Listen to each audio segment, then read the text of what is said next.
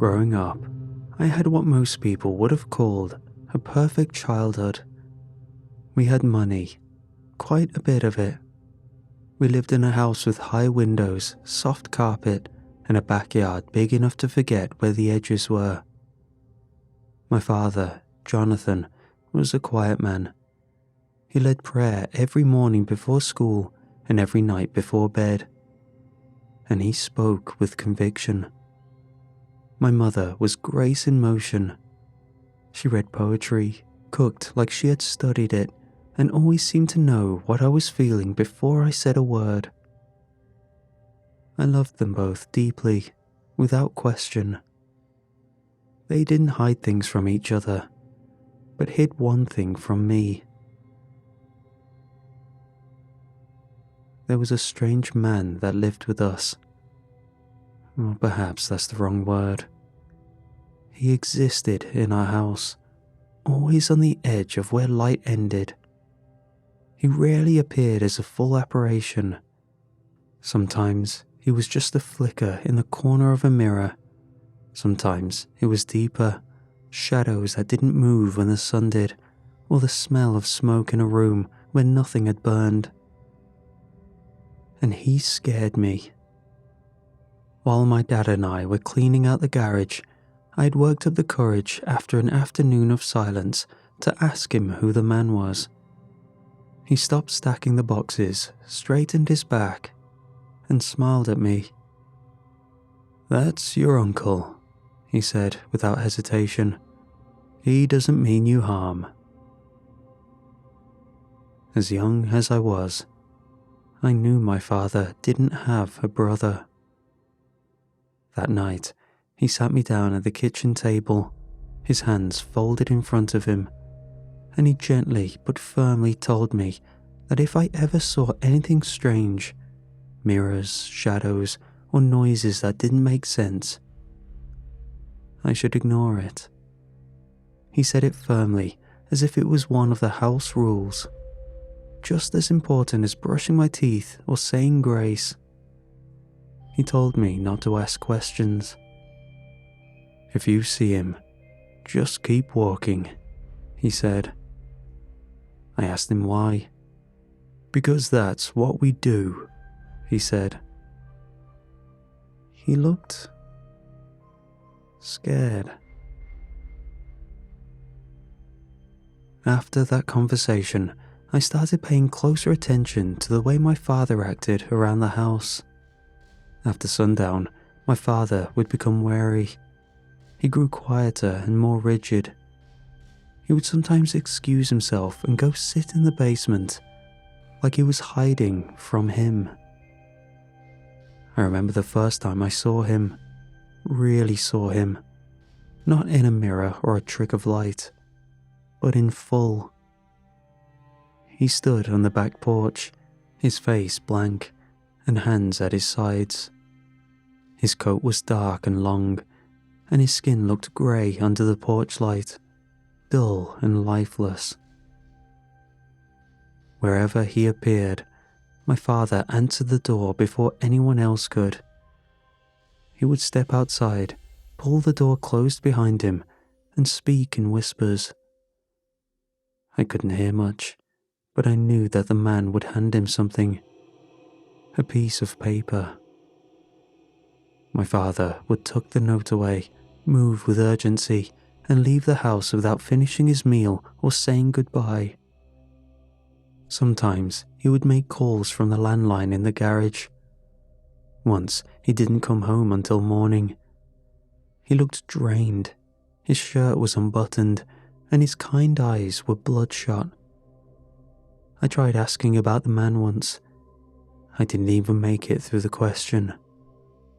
"Don't," my father said, not angry, but firm. "Just don't." After that, I learned to keep quiet, but the man kept coming. It happened 10 years ago. I remember the exact date because it was 2 days after my birthday. I had just turned 8, and I was still riding the high of presents and cake and the way my mother smiled when she sang. The weather had started to turn, the heat pulling back and leaving behind that crisp early autumn air that carried the scent of dry leaves and chimney smoke. That night, I saw my father standing at the back door again. I was on the stairs, holding a book. I heard the door open, and I saw the man outside. He looked the same as always. I knew what would happen. I'd seen it before. The man would hand him a note, my father would read it, and then everything would shift into motion. He would leave, pray, or make a quiet call to someone I'd never met. But that didn't happen this time.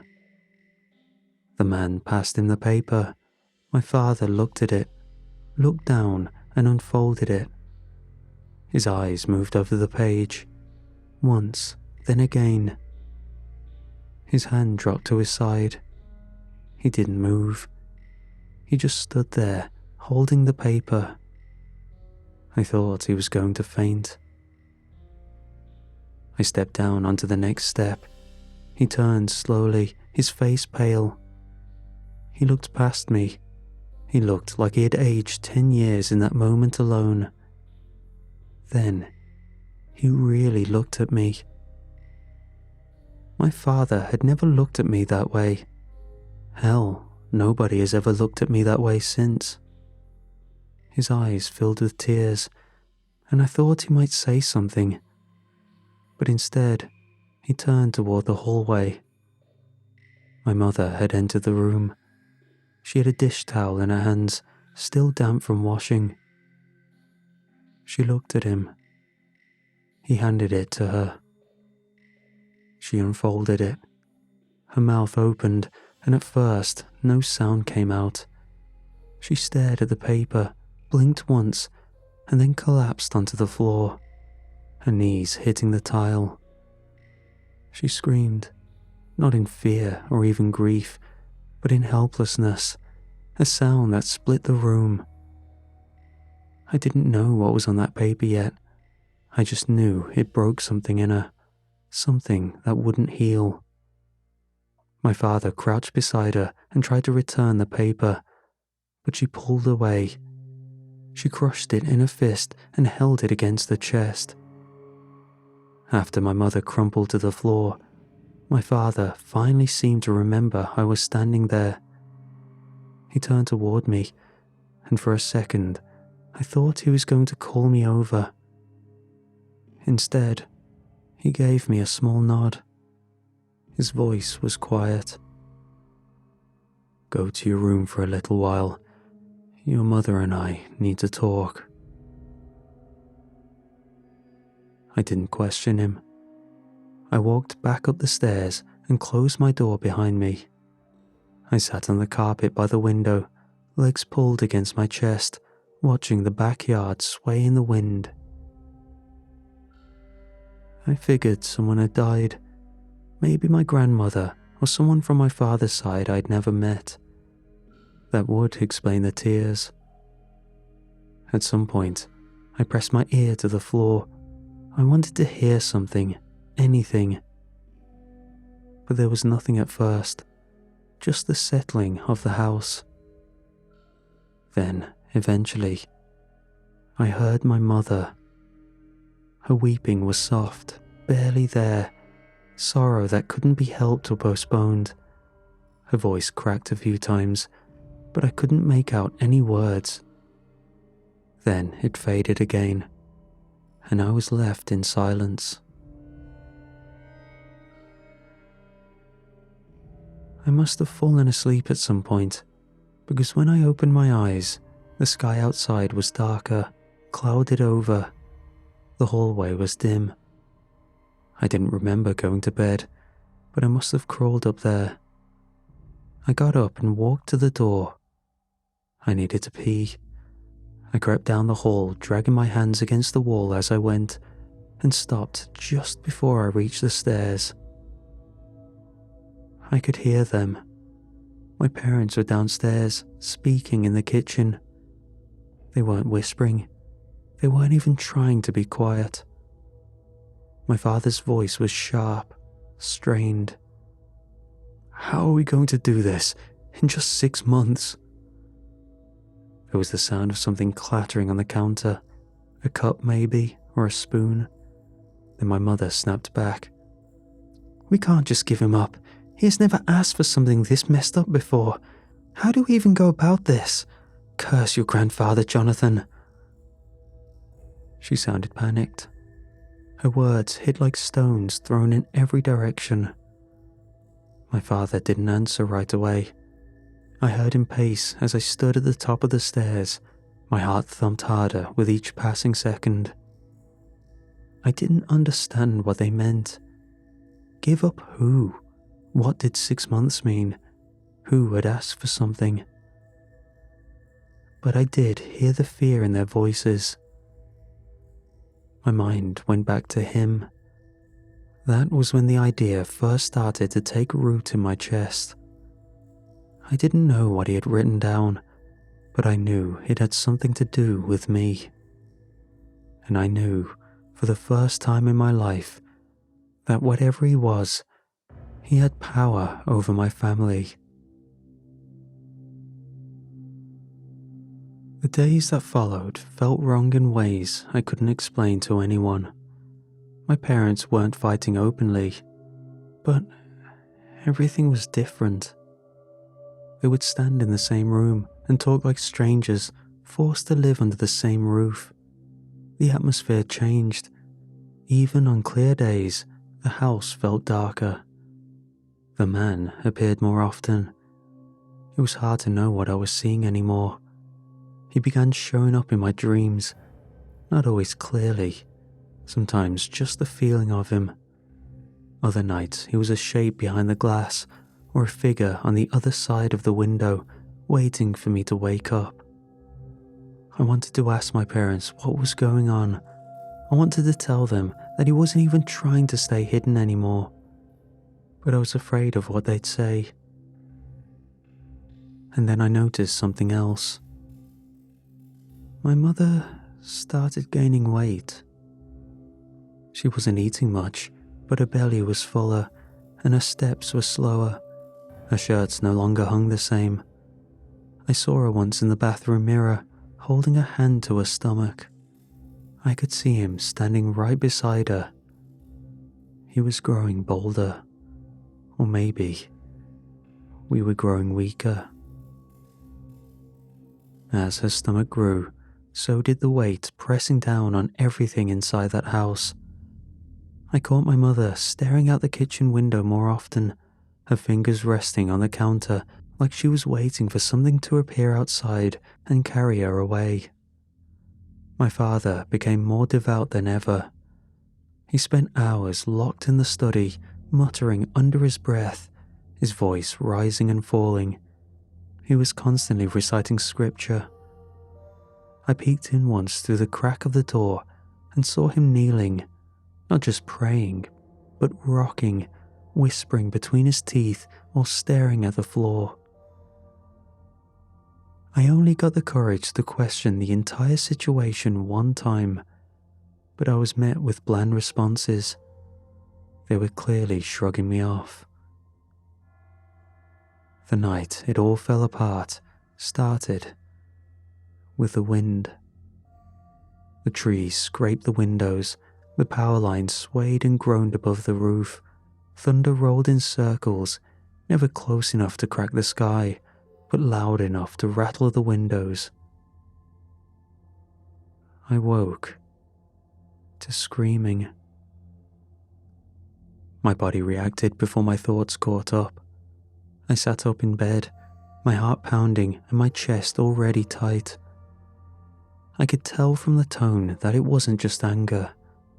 My mother's voice tore through the house with desperation. I climbed out of bed and stepped into the hallway, too scared to move closer, too afraid to go back. Her voice rang out from downstairs. "We have to give it a kid tomorrow, Jonathan." She sounded broken. My father answered her, pleading, "We'll find another way. Just wait, please." "I'm done waiting," she screamed. You know what will happen. You know. There was a crash. I stood there, gripping the banister, my hands shaking, my stomach twisting. Then, I heard the scream. My mother. One sharp, terrible sound that cut through the house like metal tearing through cloth. And then nothing. I ran. I was already down the stairs before my brain caught up to what I was doing. The air smelled sour, the lights in the hallway were off, but there was a glow from the bathroom door. The light spilled out into the dark, casting shadows on the floor. She was on the ground. My mother.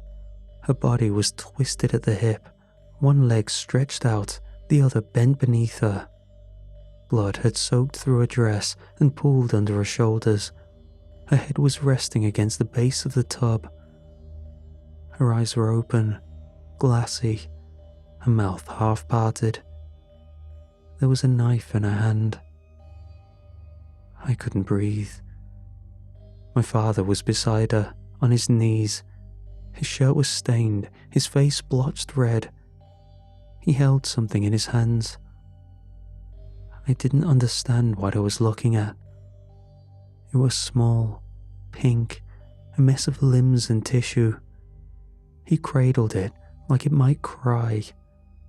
He was rocking back and forth, whispering something to it over and over. I wanted to scream.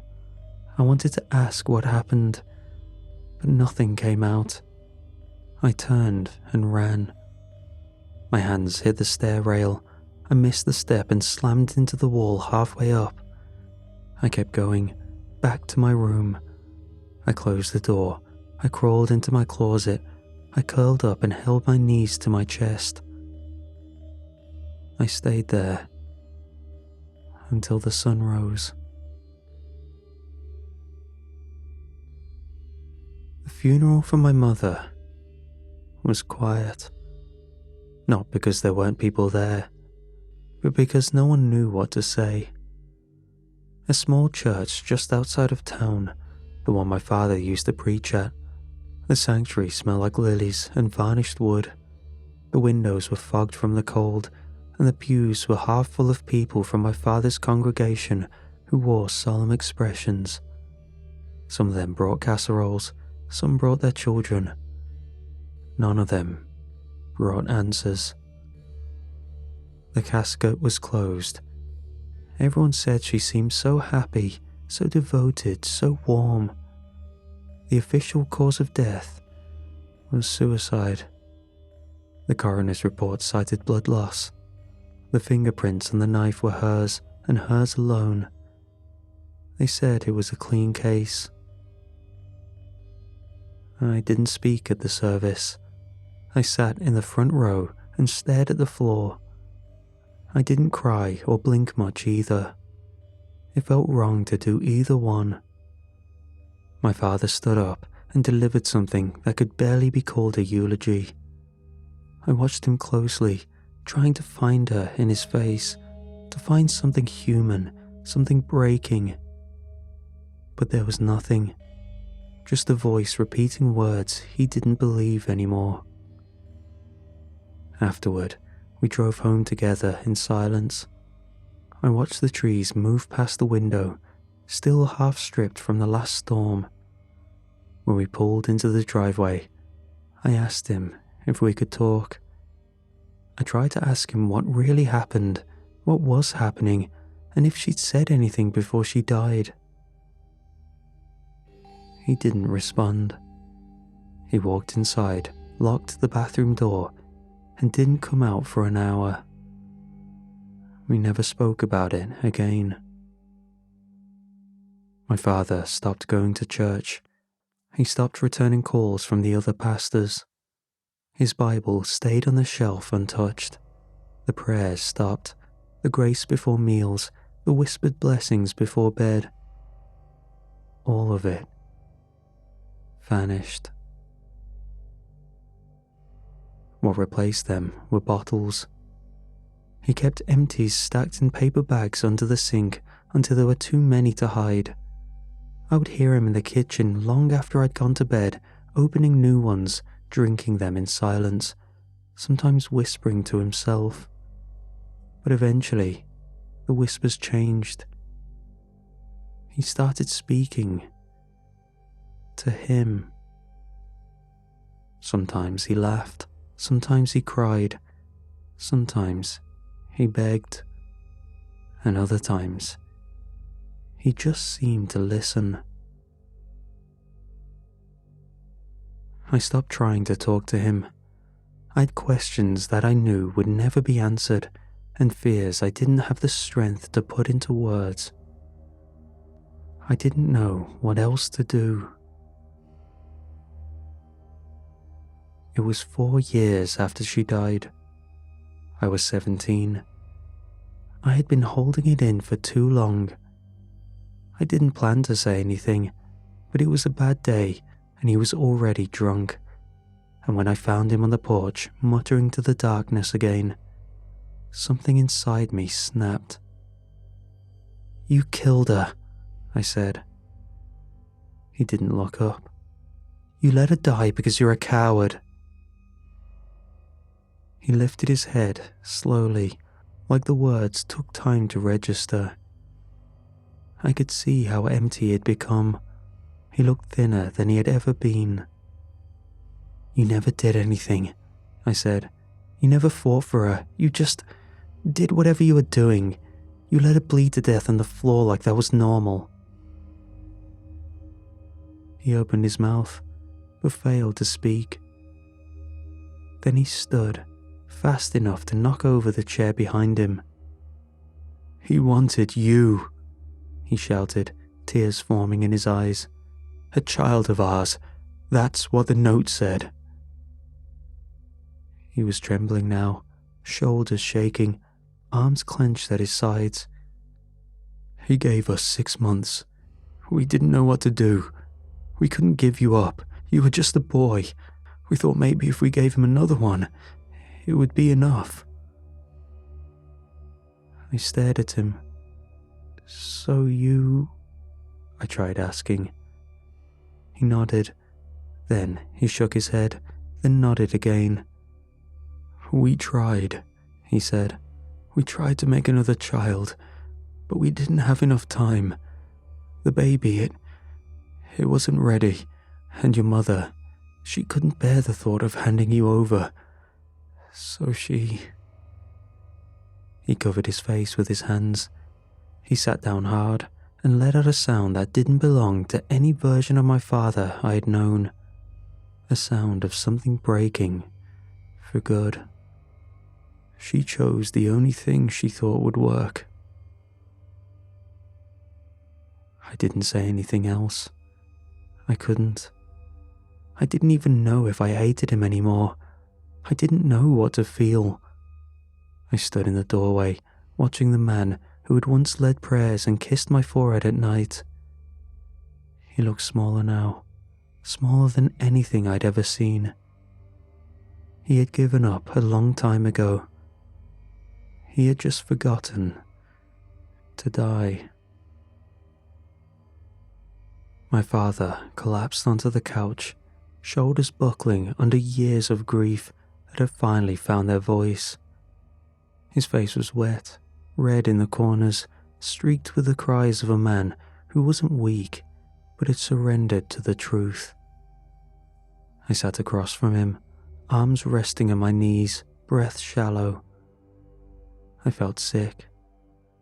My skin tingled and my legs ached, but I didn't move.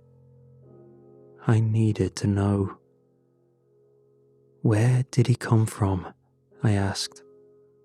My voice was quieter than I expected. He stared at the ceiling above my head, eyes unfocused, as if he was watching something move across it that I couldn't see. Then he nodded, just once, and began to speak. "My father," he said, slowly, as if pulling each word from a well buried deep in his chest. Your grandfather made a deal with something, I think."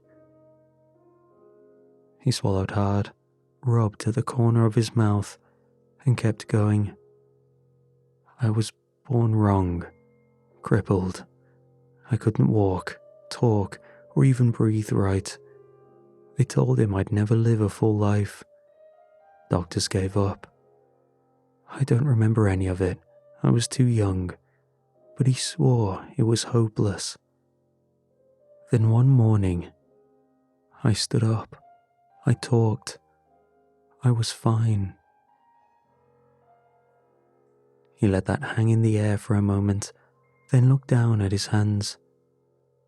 "That's when he came. After I got better, he showed up at our door, just standing there. Father knew what he was. I don't know how, but he did. And he let him in." He looked up then, straight into my eyes. "He did things for him, just like I did, and still do." He leaned back on the couch, his voice trembling now. "I don't know what the first note said, but I remember what happened afterward. A cousin vanished, then my uncle. One day, your grandfather refused to do what the man said. He thought he was strong enough, I guess." He shook his head, jaw clenched tight. "People in our family were taken, my father included, gone without explanation. I don't even know what it is," he said. "He never told me. Maybe he didn't know either. Maybe that was part of the deal. Keep serving and stay ignorant. It gives us wealth and luck, if you can call it that. But..." He ran a hand through his hair, then dropped it to his lap. He exhaled a slow, tired breath. "I curse him, my son. I curse my father every day. If he just left me the way I was, maybe none of this would have happened. Maybe I'd have a short life, a quiet one, but a real one. And you would have never known any of this." His voice cracked again. He didn't wipe his eyes this time. He let them fall freely. "I used to wonder if I was ever supposed to be a father. If maybe he let me live just so I'd carry the burden to someone else." He turned toward me and, for once, didn't try to be strong. "I'm sorry. I'm so sorry. I should have ended it. I should have done something. I should have... I don't know. I don't know what I could have done, but it should have been anything but this." His words hit hard. My chest burned. I hated him for so long that I didn't know how to stop. But hearing him say those words and the ruin behind his eyes left me hollow. For the first time since my mother died, neither of us was angry. He leaned back on the couch and tilted his head toward the ceiling. His lips moved as he mumbled to himself, words too quiet to catch. Eventually, the weight of everything dragged him into sleep. I sat there for a long time after he closed his eyes, listening to the wind outside and the faint clock ticking above the fireplace. When I finally stood and left the room, the house was quiet. I moved into the hallway, not sure where I was going. My steps were slow, my thoughts wouldn't settle. And then I felt it. A light touch on my shoulder. I froze. I turned my head.